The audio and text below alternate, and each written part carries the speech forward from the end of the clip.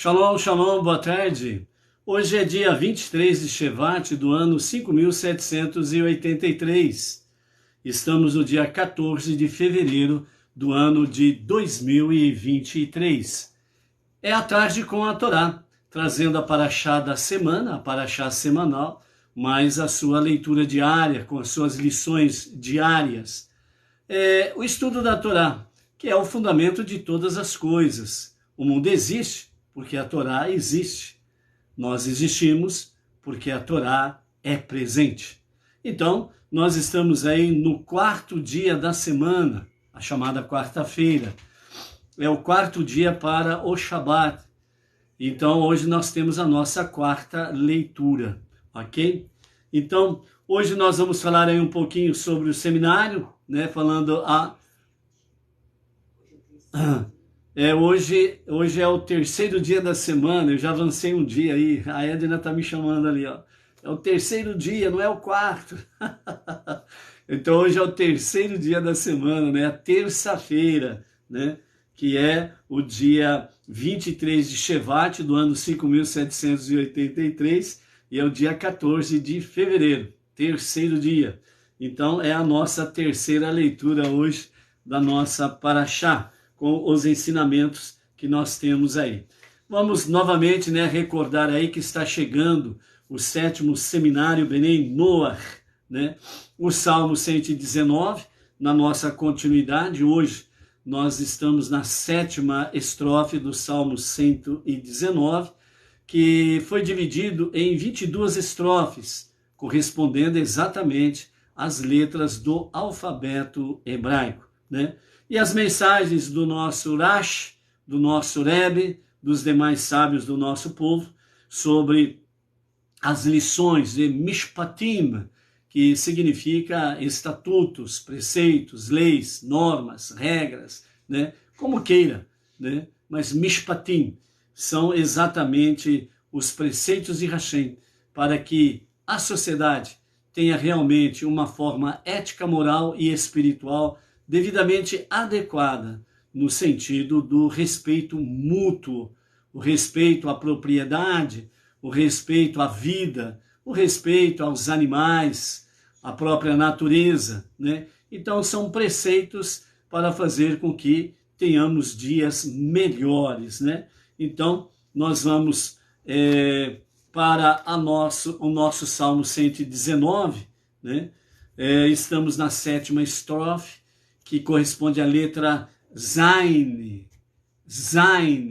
que é a sétima letra do alfabeto hebraico, né? Lembrando que o Salmo 119, ele é além do tempo, ele está aquém de qualquer vontade humana, né?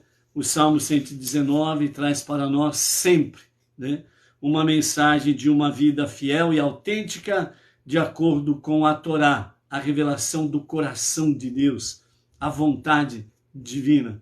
Por isso, em hipótese nenhuma, né, nós não podemos rejeitar a Torá, os 5 primeiros livros da Bíblia. É a base. Se você não tem a base, tchau. Se perde facilmente e o seu espaço é um vácuo. E também, né, o Salmo 119 traz para nós a mensagem sobre a questão que ele é independente de época, tempo, estação, lugar, circunstâncias ou ambientes sociais. Ele está além de todas estas coisas. Que significa, de forma bem simples, que em qualquer tempo, em qualquer lugar, em qualquer situação, você pode manter sua conexão com Deus, na certeza de que Ele ouve as tuas preces e traz respostas para que você seja agraciado. E o perverso cai por terra, as suas maldades são desfeitas e então o seu lugar não se achará mais.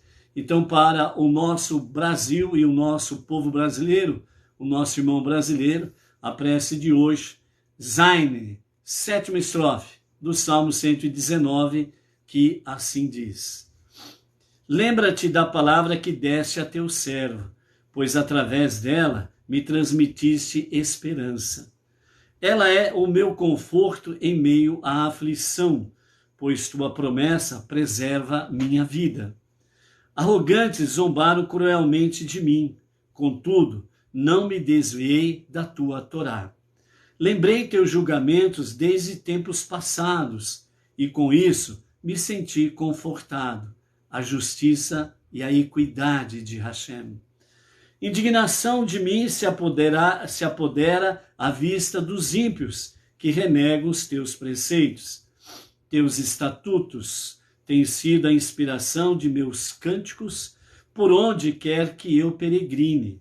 Mesmo em plena noite, lembro teu nome, e me mantenho na observância da tua Torá.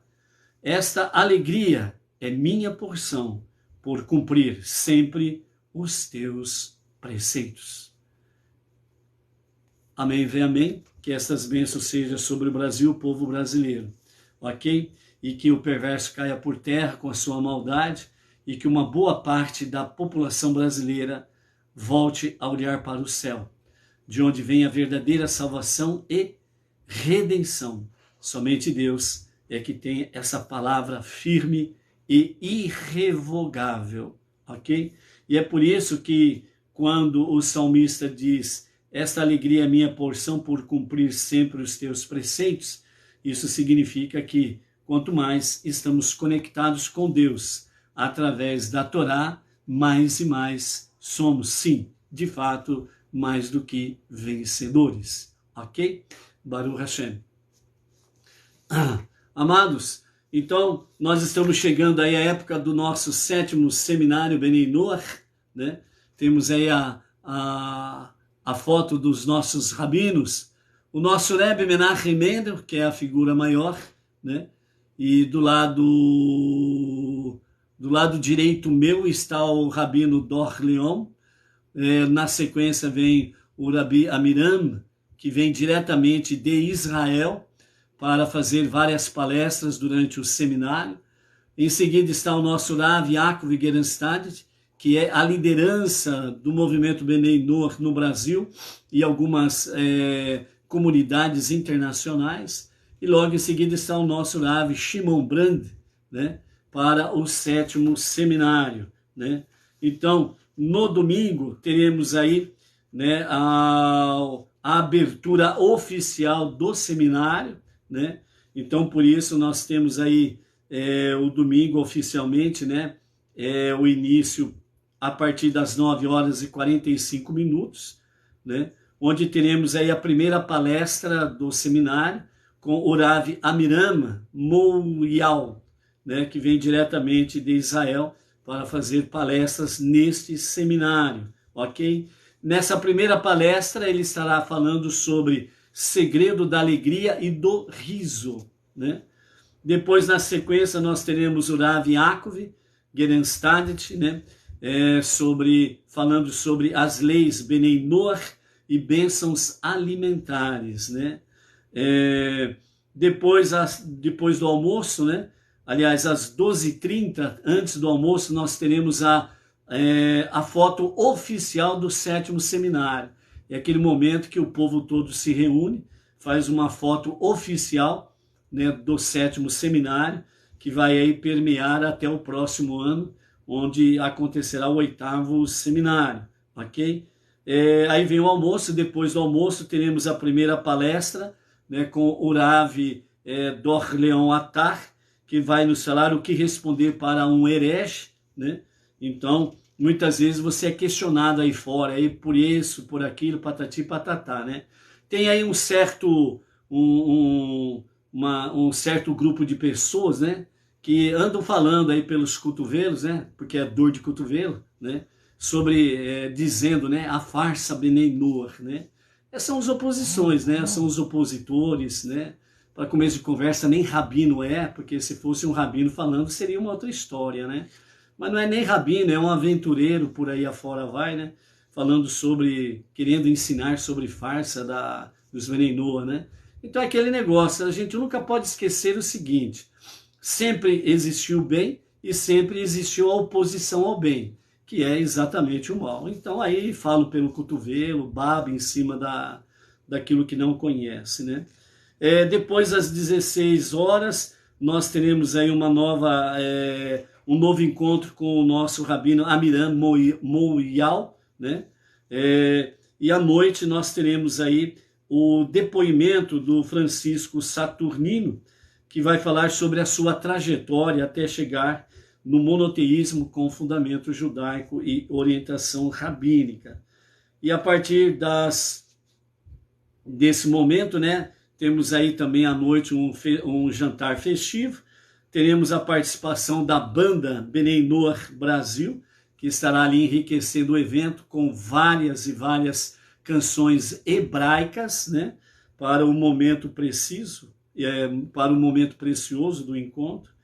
E depois das 22 horas e 30 minutos, teremos aí o Farbrengen, né, com o Rav Amiram Mouyal, que estará trazendo várias histórias racídicas, né, para esse momento aí de reunião um pouco mais descontraída, mais tranquila. Vai ter muito lehai, né, a base de vinho principalmente, né, lehai, né, a vida, saúde, vida longa, etc. e tal, e nos deliciando com as histórias racídicas, ok?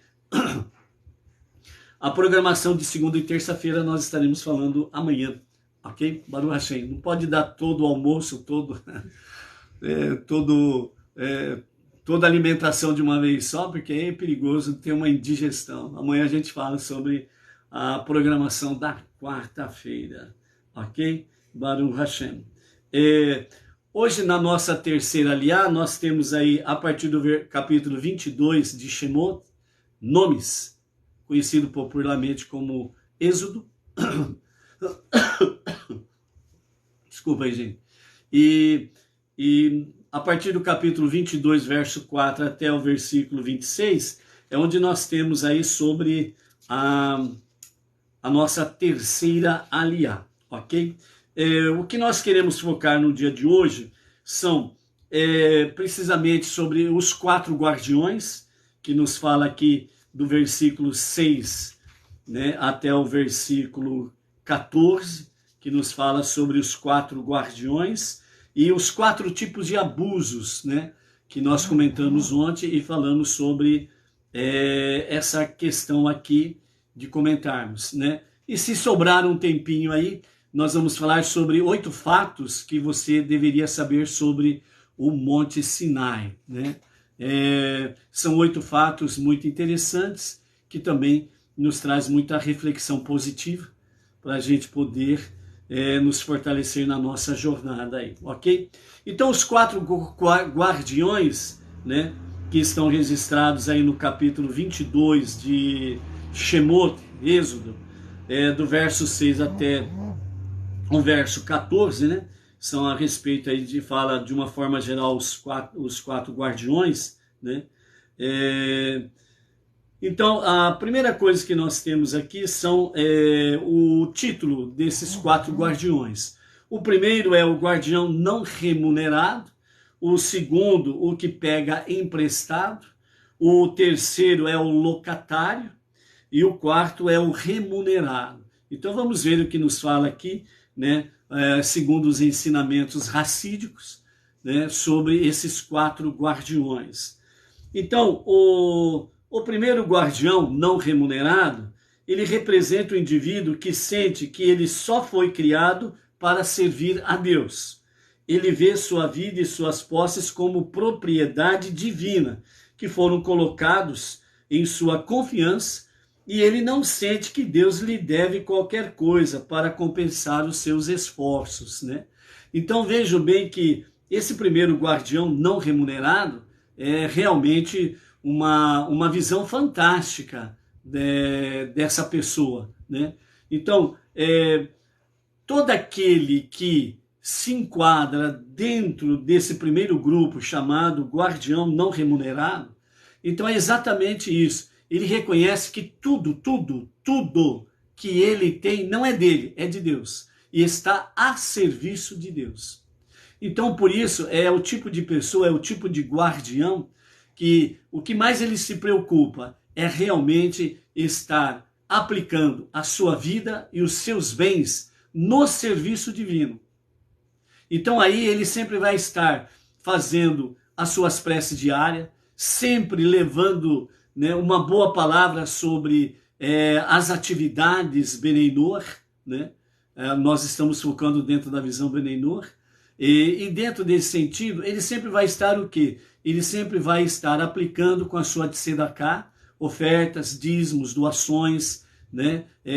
No serviço a Deus, nas comunidades, né? Ele escolhe, obviamente, ele é livre para isso, ele vai escolher a sua comunidade na qual ele quer ajudar, né? Dependendo do seu ganho, ele pode escolher mais de uma comunidade para poder contribuir, não restam dúvidas alguma, né? Sempre está aí aplicando na sinagoga sede Rabá de Brooklyn, São Paulo, né? Onde está a nossa liderança, o Rav Yaakov Gerenstad, as comunidades locais, regionais, e através do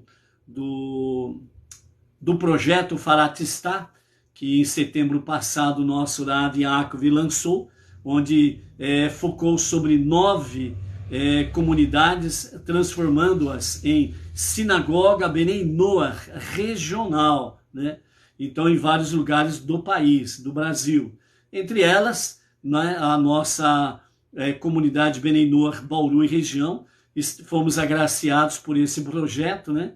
Então, temos aí a nossa sinagoga Benei Noach Bauru regional, ok? Regional Bauru, que fica ali no Jardim Silvestre 2, no bairro Jardim Silvestre, na Avenida José Silvestre, na quadra 7, o número 45, onde ali, junto com o nosso emissário Emerson Felipe da Silva, né, e toda a comunidade ali, estamos trazendo cada vez mais as atividades e serviços Beneinor, principalmente o Kabbalat Shabbat, a recepção do Shabbat toda sexta-feira, e também no sábado à tarde é o momento do encontro da conclusão dos estudos da Parashá da semana e mais a Havidalah, né?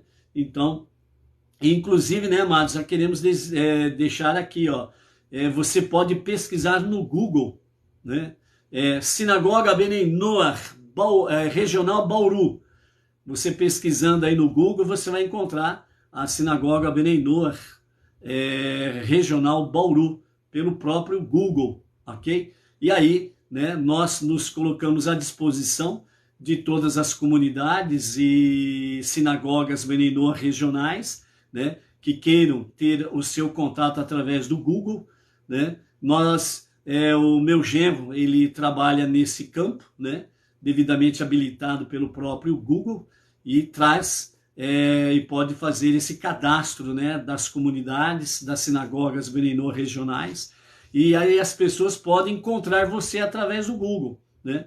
No seminário nós estaremos aí levando, né, o cartão do nosso genro aí para essa finalidade aí, né? É uma ferramenta ótima. E o nosso Rebbe Menachem Mendel, ele falava isso. Nós precisamos aprender, né, a usar a tecnologia em nosso favor, né? Então hoje, em qualquer lugar do Brasil e do mundo, qualquer um que fizer uma pesquisa, Sinagoga Benei Noach Regional Bauru, o Google vai direcionar essa pesquisa aqui para a nossa região. É uma ótima ferramenta nesse sentido aí também, ok? E aí, né, nós estamos aí à disposição, né? Pode entrar aí no PV, né, no nosso Zap, né, que é o código DDD 14 99715 0241, né? E aí nós colocaremos aí o nosso genro, o Igor Paulovic, para poder você ter contato com ele e se entenderem como que vai ser feito a devida divulgação, ok? Então é uma ferramenta muito preciosa, né? Então isso é muito bom, né? Então nós estamos procurando o máximo do possível fazer com que realmente possamos estar divulgando cada vez mais a unidade e a unicidade do único Deus, que é o único Criador, Redentor e Salvador, né?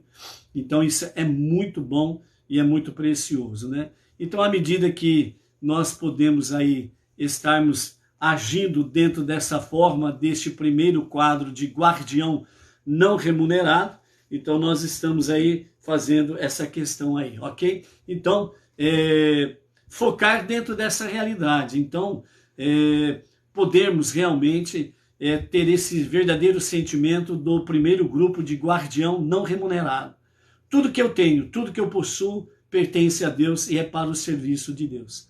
Obviamente, você não vai tirar toda, entre aspas, né, toda a sua roupa, né, para assim o fazer. Lógico, você precisa ter o seu sustento, sem sombra de dúvida. Mas você não pode deixar de estar aplicando naquilo que ajuda a divulgar o único Deus, o único Criador, o único Redentor e Salvador, ok? O segundo grupo é o grupo que pega emprestado, é o guardião que pega emprestado. Então diz assim: ele se beneficia do que ele pede emprestado, e o dono não desfruta de nenhum benefício. Isso representa um indivíduo que busca somente sua própria satisfação. Ele não sente que deve qualquer coisa pelo uso das bênçãos de vida, embora ele possa reconhecer quem é o verdadeiro dono. Então, esse segundo aqui, o que pega emprestado, é aquele que sempre pensa nele mesmo, é o famoso egoísta. Ele sempre está envolvido com a sua egolatria, né? Então, ele, mesmo ele reconhecendo quem é o dono das bênçãos, que é Deus, né? Mesmo assim, ele não está nem aí. O negócio dele é buscar aquilo que ele leva vantagem, ele procura tirar satisfação própria nisso e pronto, né? Então, esse é o segundo grupo de guardião, né? O que pega emprestado. O terceiro grupo é o locatário, o guardião locatário. Se assemelha ao que pega emprestado, nisso em que prioriza a satisfação e a cultuação do ego. Mas, não obstante, ele sente que ele tem direito de ganhar este privilégio por também servir a seu Criador, né? Então, esse locatário aqui, né, é aquele que pega emprestado, mas ele prioriza a sua satisfação própria, ele faz a cultuação do seu próprio ego, né? Ele fica bem centrado, né, no seu ego, e, não obstante, ele sente que tem direito de ganhar esse privilégio. Então, ele é aquele um assim: eu tenho direito, e Deus é obrigado a me abençoar. Entendeu? Então, é uma situação complicada essa daí, quando a pessoa ela chega numa posição desta, né? Achando que Deus é obrigado a abençoá-lo, né? E não é por esse campo que nós temos que entrar. Muito pelo contrário, nós temos que cair fora desse campo aqui. E o quarto, né? O quarto guardião é o guardião remunerado. É como o guardião não pago nisso, em que vê o cumprimento da vontade de Deus como o propósito real da vida. Ele difere só nisso, em que guarda para si uma pequena quantia de auto-interesse, sentindo que ele também merece alguma independência em troca de seu trabalho como guardião da propriedade de Deus, né? Então, o guardião remunerado é aquele que ele trabalha no serviço divino e ele é remunerado, né? Então, ele, vamos dizer assim, ele é sustentado pelo seu trabalho, né? Os rabinos falam que não tem nada de mal nesse sentido, desde que a pessoa ela realmente precise dessa remuneração e a própria comunidade local ela pode se reunir e decidir por essa questão, que não tem problema algum. Por quê? Porque é tudo dentro de uma legalidade, transparência, e a própria comunidade conhece, né, aquele que está ali à frente das atividades, né, e a comunidade local vê realmente a necessidade daquele que está se dedicando ao trabalho, né, está com afinco ali, etc. e tal, né? Então, é uma decisão da própria comunidade local, na qual não tem problema algum a comunidade tomando uma decisão nesse sentido, né? De dar um sustento para aquele que está à frente das suas atividades, né? Porque a própria comunidade local, ela vê, né, que aquele seu emissário, aquela liderança, ele está realmente zelando pelas coisas de Deus e está trazendo realmente as coisas de Deus, a palavra, os estudos, né, atividades e afins afora, para a própria comunidade local. Então não tem nada demais nesse sentido, né? É uma integração da própria comunidade e a sua liderança. Então não tem problema algum também nesse sentido aí, ok? Então essa é a visão dos 4 guardiões, ok? Então aí você reflita sobre estas questões, né? E sem sombra de dúvidas que juntos possamos estar fazendo aquilo que é agradável ao nosso Deus, ok? Baruch Hashem por isso daí. E outra coisa que nós temos aqui, né, que prometemos ontem para falarmos sobre a questão dos 4 tipos de abusos, né? Comentamos parcialmente ontem e ficamos para falar sobre hoje, porque nós temos aqui no próprio capítulo 22, né, o verso 4, né, que uma pessoa que se uma pessoa apacenta um campo ou vinhedo, quer ela solte o seu rebanho e esse rebanho pisoteie a colheita, ou ele paste no campo de outra pessoa, ele deve pagar a restituição do prejuízo que deu àquele campo, né? E o verso 5 nos fala do fogo, né?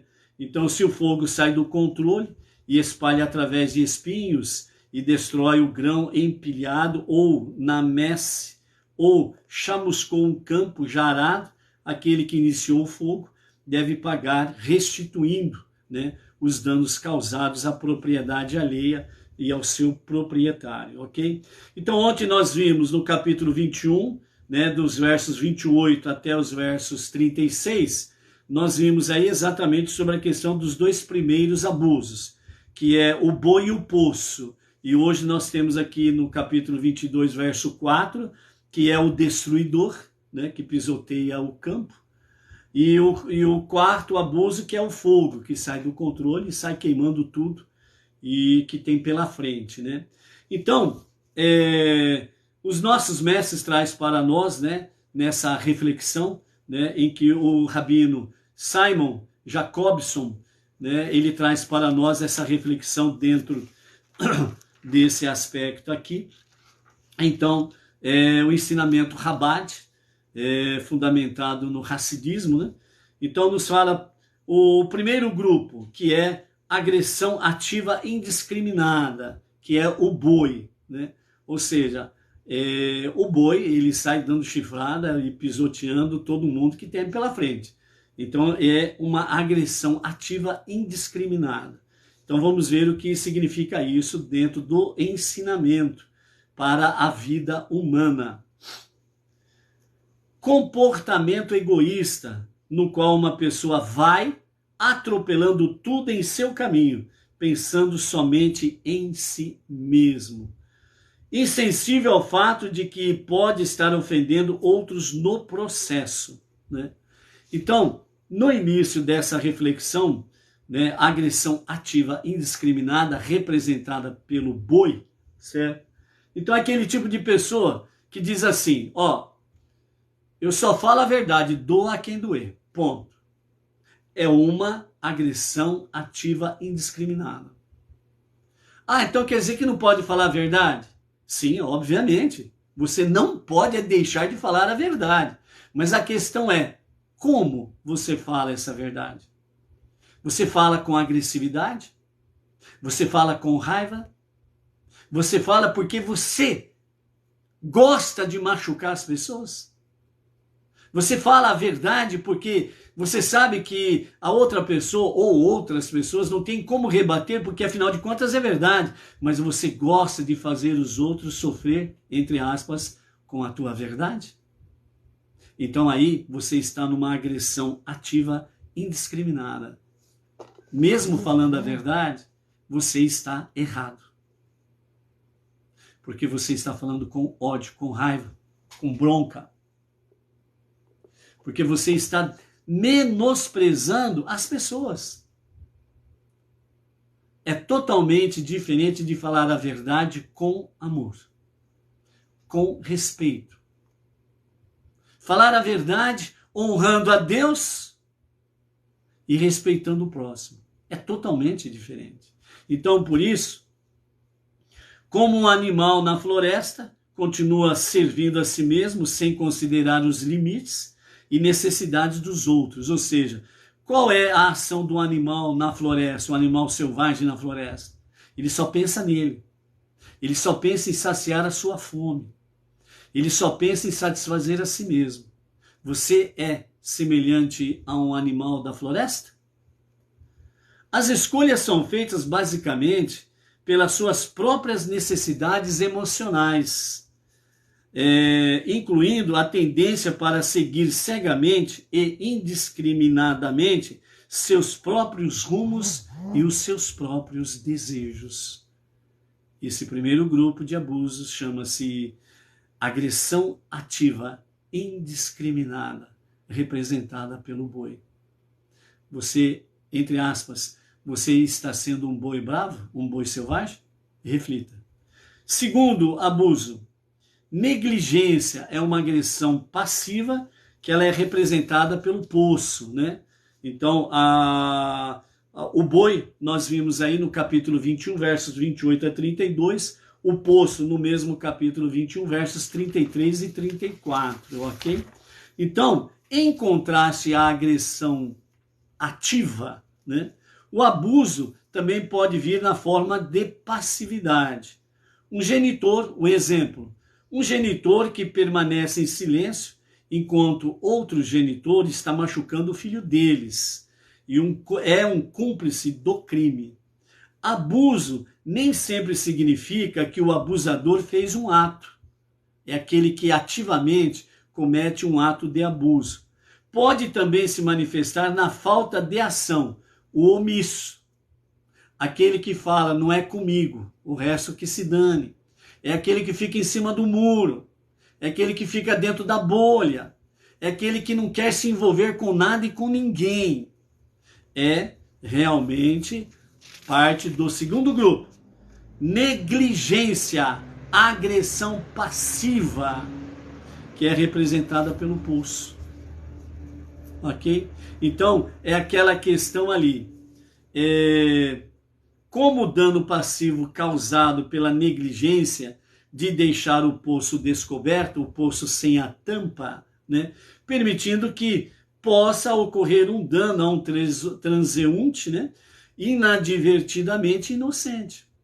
Ou seja, aquele que tem o poço e ele não tampa o poço, deixa o poço aberto, ele está dentro de desse grupo de agressão passiva, certo? Por quê? Porque ele não está jogando ninguém dentro do poço, ativamente, mas ele deixou a boca do poço aberta, descoberta. E uma pessoa inocente e de forma inadvertida, porque não tem nenhum aviso, né? Cuidado, olha o poço aqui aberto, né? Então a pessoa inadvertidamente e inocentemente, ela se aproxima, acaba caindo no poço. Então você está dentro desse grupo aqui, ou seja, você continua dentro do seu egocentrismo, certo? Mas você é aquele um que vê o mal acontecendo e você fica em silêncio, né? É que nem o primeiro exemplo que foi dado aqui, né? Você vê o pai agredindo o filho dele, né? E o pai está ali batendo no seu filho, espancando o seu filho. Você vê e você não faz nada. Por quê? Afinal de contas, o filho não é meu, é dele. Não tem nada a ver comigo, não é com a minha família. Ele que se vire e o filho dele que se dane. E você não fala absolutamente nada. Você é um omisso.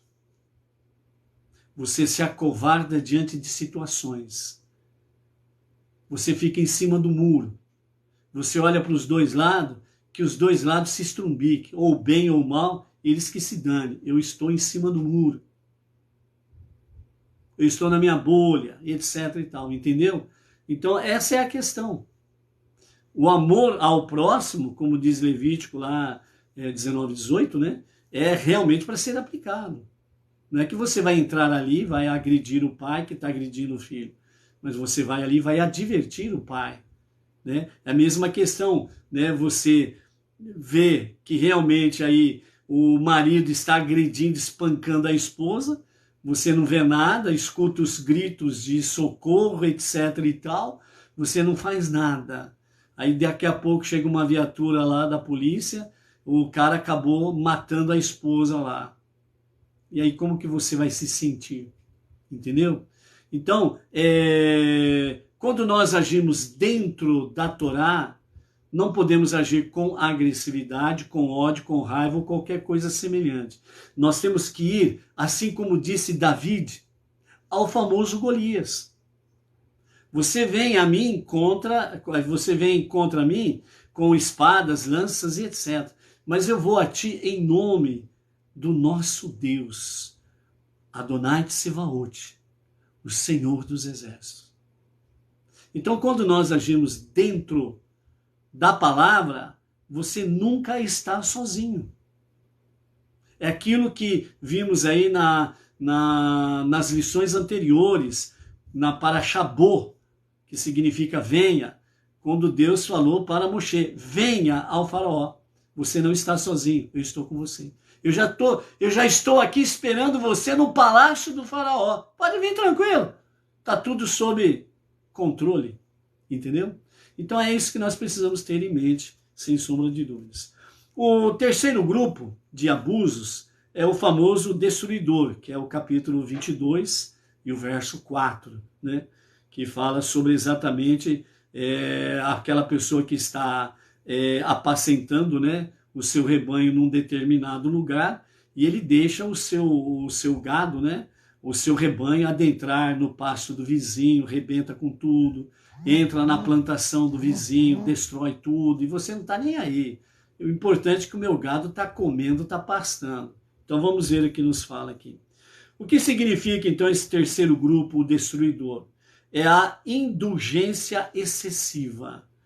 Abuso é feito unicamente pelo prazer pessoal.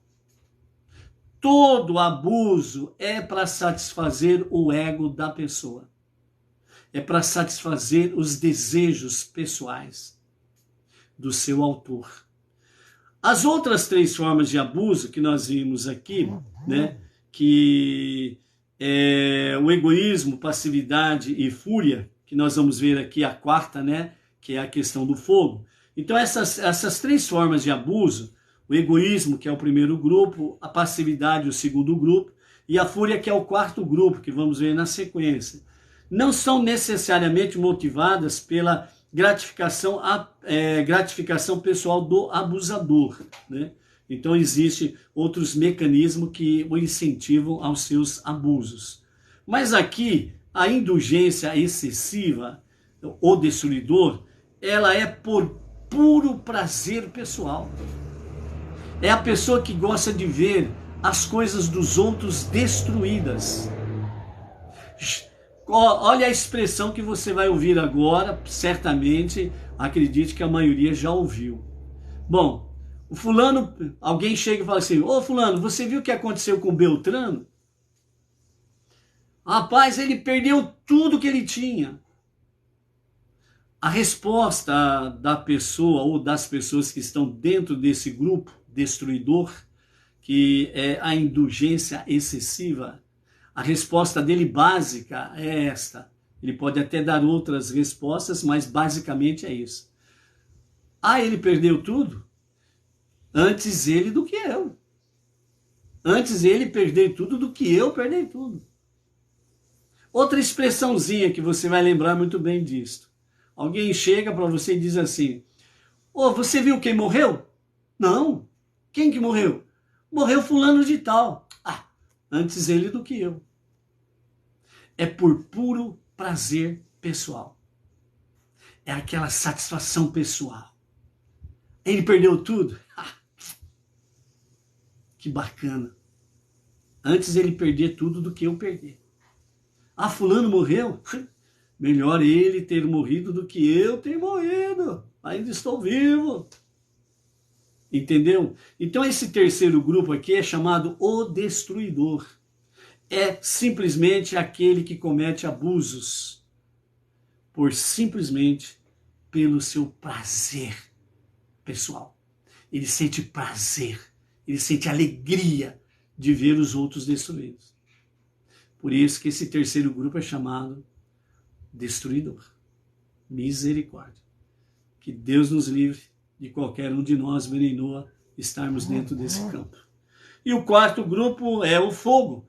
Então ele é chamado de fúria e outras forças destrutivas. Fúria, vergonha e outras forças destrutivas na psique podem levar uma pessoa a ferir outras. Ou seja, esse quarto grupo aqui, o tipo de pessoa que está envolvida nesse quarto grupo aqui, que é o fogo, é exatamente fúria e outras forças destrutivas. Qual que é o objetivo daqueles que estão nesse quarto grupo de abusos? São pessoas que agem com fúria, vergonha e outras forças destrutivas na psique que podem levar uma pessoa a ferir outras. Ou seja, ela se encontra em fúria, ou às vezes ela foi levada a algum vexame, ficou com vergonha, ou foi levada a uma situação vergonhosa, certo? E outros tipos de forças destrutivas. Então ela toma isso para si e ela parte para cima das outras pessoas. Em vez dela se tratar, certo? Em vez dela procurar realmente curar as suas feridas, através do quê? Através das preces diárias, através de, nas suas preces diárias, clamar a Deus para que possa curar, sarar as suas feridas, certo? Porque foi vítima de alguém assim. Se fortalecer na palavra através dos estudos, fortalecer todo o seu ser, a sua alma e todo o seu ser, fazendo de tzedakah, atos de bondade, caridade, doações, ofertas, dízimos. Mas não, ela vai fazer com que aquilo tudo que ela passou, ela quer fazer alguém passar também. Então ela vai agir com fúria contra alguém. Ela vai procurar alguém para fazer essa pessoa passar vexame, vergonha em público. Ela vai agir de uma forma em que tudo que ela fizer vai estar conectado com forças destruidoras para exatamente ferir outras pessoas. Também se aplica aquela mesma questão que certas pessoas falam. Não, mas eu só falei a verdade para ela. Eu não quis ferir aquela pessoa, só falei a verdade para ela. Mas sim, queria ferir. Queria fazer aquela pessoa passar vergonha. Queria realmente que forças destrutivas viessem abater, literalmente, aquela pessoa a quem as suas ações e palavras se dirigiram contra ela. Então, amados, esses são os 4 tipos de abusos em que os nossos mestres dizem causam danos. Porém, cada um tem suas próprias características particulares. Portanto, a necessidade de enumerar todas elas. A primeira e a terceira categoria, que é o boi e o destruidor, são forças animadas, né? Então nós temos aí o quê? O boi e o destruidor, a pessoa agindo ativamente. O quarto grupo, que é o fogo, ela é inanimada, né? É o fogo que escapa ao controle da pessoa, né? Então ela precisa tratar isso para ela não agir da mesma forma. O segundo grupo é o poço, que é uma força estática, parada, né? Então, em oposição às outras 3 que são móveis, né? O boi, o destruidor, né? E o fogo, né? Que são móveis, né? Enquanto que o poço é estático, é parado. Então, há 2 opiniões dentro do Talmud sobre o significado do termo usado para a terceira categoria de dano, né? Que é o destruidor, a indulgência excessiva. Então, o Talmud diz que, nesse caso aqui, se aplica a palavra mavê, né, para a categoria de dano, na terceira categoria, o destruidor. O comentarista Arav, ele afirma que isso significa uma pessoa que causa prejuízo, né? Então é uma pessoa causando prejuízo.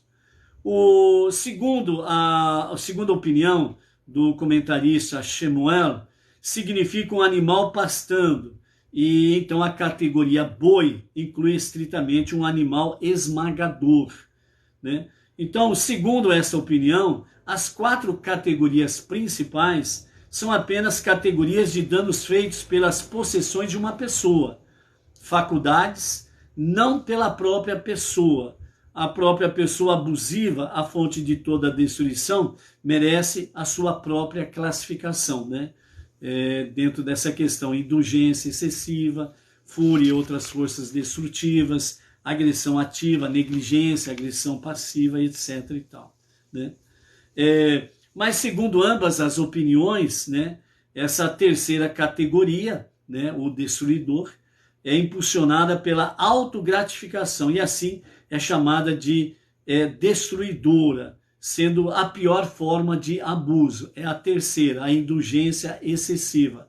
O destruidor é aquele que age pelo puro prazer pessoal, enquanto que as outras 3 categorias, ela não está envolvida nessa questão tão cruel, né? Satisfação pelo prazer pessoal de ver o mal acontecendo contra alguém, ok?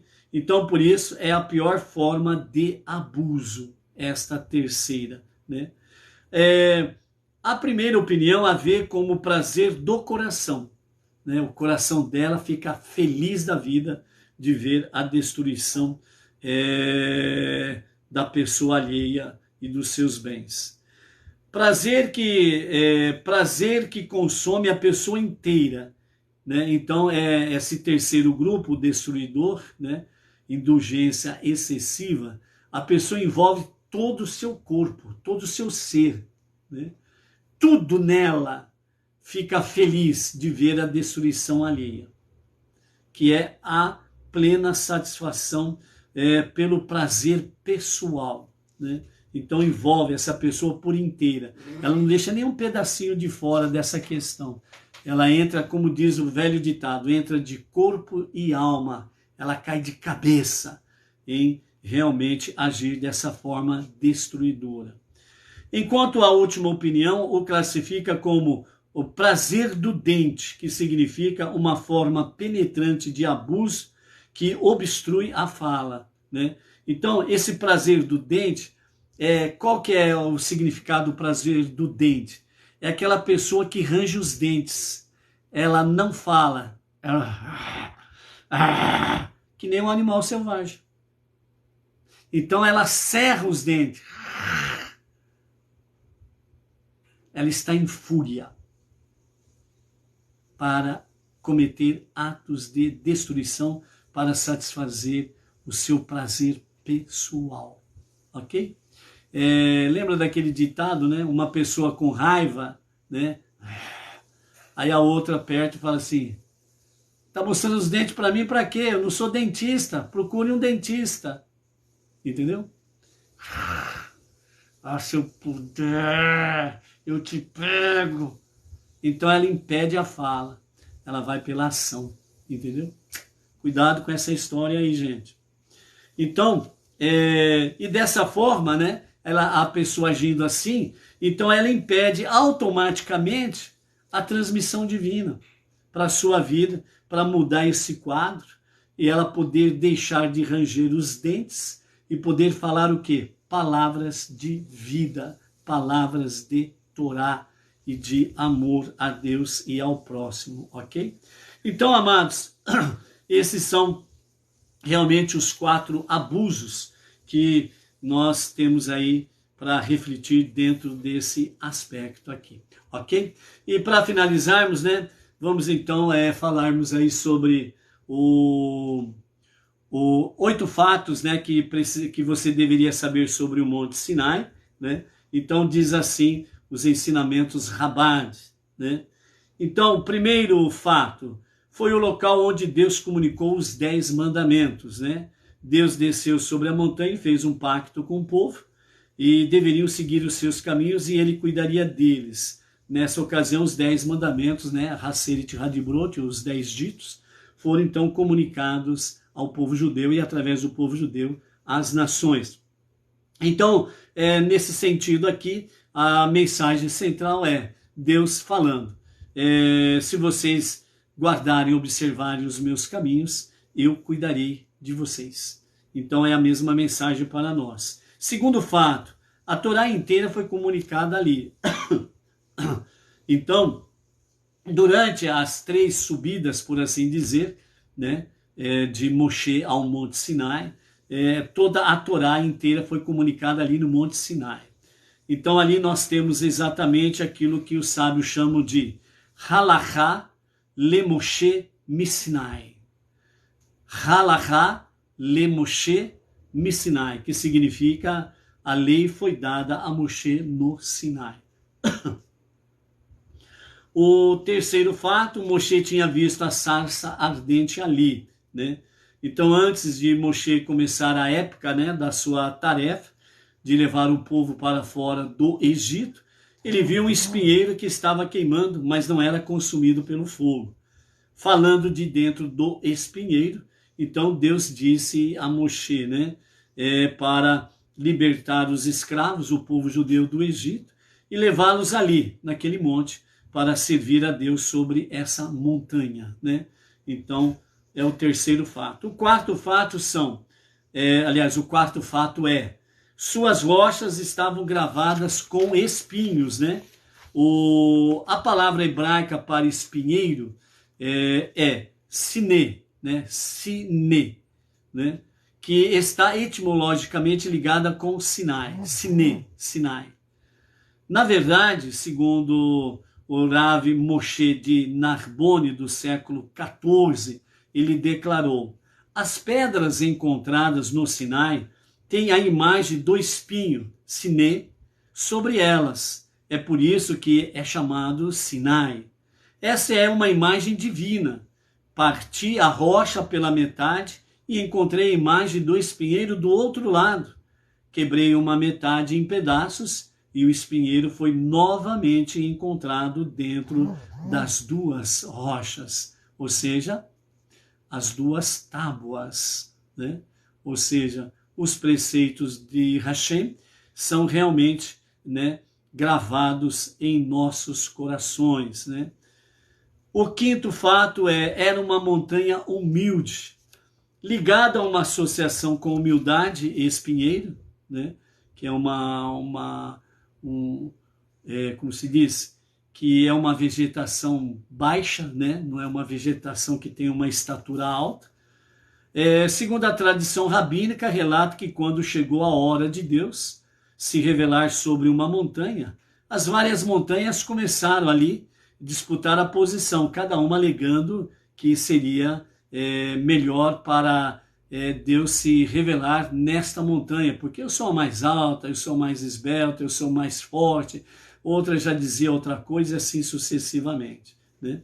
Alegando sempre um ar de superioridade. Porém, o Sinai, que não era nada notável, era a mais baixa de todas elas, permaneceu em silêncio, porque eu vou discutir com os grandões aí, essa daí é uma briga de tubarão que não tem tamanho. Eu sou um peixinho pequeno, né? Então não vou entrar nessa briga, não. Deixa eles brigando aí, né? E por esse motivo permaneceu em silêncio o chamado Monte Sinai. Então o Sinai foi escolhido, dando-nos a eterna lição de que humildade é a chave para aceitar Deus e sua sabedoria. Sem humildade. Sexto fato, também é chamado de Horev, ou Horev, né? Ou Horeb, né? O Monte Sinai. Segundo o Rav Hizda e segundo o Rav Rabá, filho de Rav Huna, ensinaram que o verdadeiro nome era Horev e era também chamado de Sinai, relacionado com Siná, que significa odiado. Por quê? Por causa dos eventos que ali ocorreram Isso daí trouxe inveja ao povo judeu, né? Ao povo escolhido. Por que isso, né? Porque de fato a magnitude com que Deus se revelou no Monte Sinai para o povo judeu trouxe realmente os ciúmes, a inveja, a raiva e o ódio das demais nações contra o povo judeu. Porque Deus, o único Deus, se revelou de uma forma tão magnânima que nenhum outro povo teve essa oportunidade. Nenhum outro segmento religioso teve essa oportunidade. Somente o povo judeu. E isso daí trouxe realmente, né, a bronca, os ciúmes, a dor de cotovelo, a inveja das nações e um dos motivos do chamado ódio gratuito contra o povo judeu. Por outro lado, o Rabi Abahu era da opinião que Sinai era verdadeiramente o nome, Sinai, e era também mencionado como Horev, né, que está conectado com Hurvá, que significa destruição, porque a revelação no Sinai foi o catalisador para a total destruição da idolatria, né? Então, esse é o sexto fato. O sétimo fato é que o profeta Elias, visitou o local, né? Importantes momentos do Sinai. Lemos que Deus decretou a ordem. Vocês já habitaram muito tempo nessa montanha, virem-se e viajem. Foi o que ele disse ao povo judeu naquele momento da outorga da Torá. Depois que receberam a Torá, então Deus falou para o povo, agora chega. Agora é hora de seguir em frente, em marcha. Tem uma terra prometida para tomar posse e existem nações para que possam desfrutar dos seus frutos, né, aí pelo mundo afora. Então, por isso, a partir daquele momento, nunca mais o povo judeu voltou ao Monte Sinai. Nunca mais. No entanto, lemos uma dramática visita ao local do profeta Eliahu, quando ele estava fugindo da perversa rainha Jezabel, né, Isabel, né? E depois que Eliahu contou a Deus sobre a lamentável estado espiritual das coisas que estavam ocorrendo naquele momento, né, nos seus dias, Deus mostrou a ele um forte vento, um terremoto e um incêndio, seguidos por um pequeno som suave, no qual Deus foi encontrado neste pequeno som suave, a leve brisa, ok? Então, a mensagem de Deus era que seu local eterno não se caracterizava por grandes barulhos e terremotos estrondosos, mas sim, ele pode ser encontrado em nossas ações do cotidiano, de forma tranquila e humilde. Sua mensagem foi clara: você não pertence, Eliahu, você não pertence a este lugar. Volte para as pessoas e faça o seu trabalho. Entendeu? Então, mais uma vez, mostrando aqui que Deus não é surdo. E por isso você não precisa fazer nenhum tropel para Deus te ouvir. Por isso ele mostrou de forma bem clara, né, o quê? Um forte vento, um terremoto e um incêndio. Né? Veja o que acontece. Não precisa de barulho. Né? Quanto maior for o barulho, mais longe Deus está daquele lugar. Quanto maior for o tropel, mais longe Deus está ali. E por isso, na leve brisa, na suave brisa, Deus falou com o profeta Eliahu. Eliahu Hanavi, o profeta Eliahu. Né? E ele disse: você não pertence a seu lugar, volte para as pessoas e cumpra a sua tarefa. Há uma tarefa para ser cumprida. E o oitavo fato é: não sabemos onde está. Diferente do monte do templo, que permanece sagrado, embora o templo sagrado tenha sido destruído, o Monte Sinai não conserva sua santidade. Pelo contrário, vemos pouca importância ligada ao local, a tal ponto que não pode sequer ser destacado com relativa convicção. Né? Muitos estão pesquisando onde fica o Monte Sinai. Né? Estão dizendo, achamos o Monte Sinai. Né? Para ter 100% de certeza, ainda precisa de alguns estudos, ok? Tem sido sugerido no espírito da história de Eliahu que há um bom motivo para isso. Nunca deveríamos permanecer no Sinai, artificialmente elevados pelo choque de encontrar a Deus. Uma das características, o porquê que Deus faz o Monte Sinai ainda ser, de fato, não do conhecimento público, né? É para que não venha idolatrar o monte. Como as altas montanhas ali no local, onde os idólatras procuravam as montanhas mais altas para colocar os seus ídolos. E Deus realmente fez com que isso se tornasse real. O Monte Sinai, o povo judeu nunca mais voltou ali. Quando o profeta Eliahu se refugiou ali, Deus falou com ele através de uma leve e suave brisa: você não pertence a esse lugar, sai daqui. E o profeta Eliahu foi e nunca mais voltou. Por quê? Para que o monte não seja idolatrado. Para que o monte não vire um ídolo. Por isso Deus não conservou a santidade daquele lugar. Então estão aí as pessoas, né, dentro desse ramo específico, né,